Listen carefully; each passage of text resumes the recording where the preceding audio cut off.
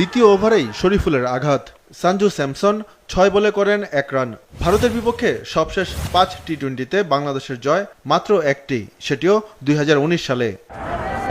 চড়াও হন রোহিত ও পন্থ।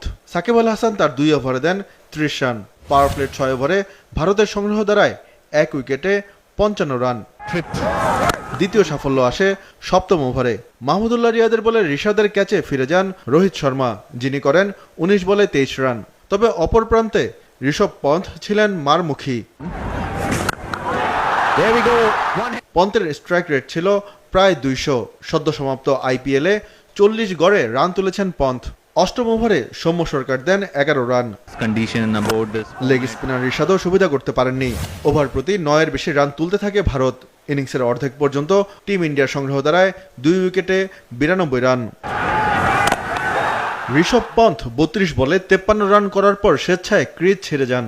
ব্যাটিংয়ে আসেন শিভাম দুবে। তানভীরের বলে দুবের সহজ ক্যাচ ফেলেন রিশাদ। কিন্তু মাহমুদুল্লাহ রিয়াদ সেই আক্ষেপ দূর করেন 15তম ওভারে। শেখ মেহেদীর বলে অসাধারণ ক্যাচ নেন রিয়াদ।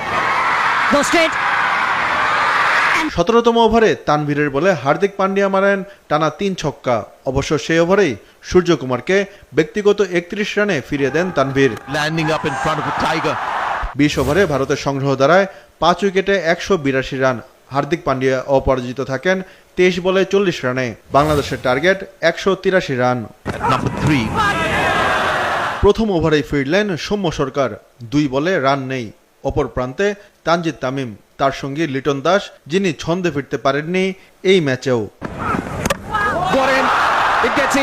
লিটন দাস 8 বলে করলেন 6 রান। 3 ওভারে 2 উইকেটে মাত্র 9 রান তোলে বাংলাদেশ। চতুর্থ ওভারে হতাশা বাড়ান নাজমুল শান্ত, 6 বল খেলে রান নেই। সৌম্য, লিটন ও শান্ত 3 জন মিলে 16 বল খেলে করেছেন 6 রান।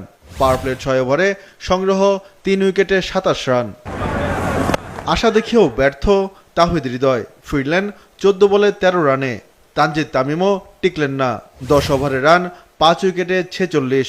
60 বলে দরকার 137 রান, হাতে 5 উইকেট।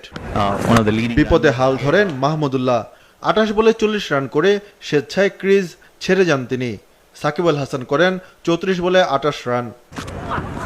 শেষ পর্যন্ত 20 ওভারে 9 উইকেটে 122 রানে থামে বাংলাদেশ। ভারত জেতে 60 রানে।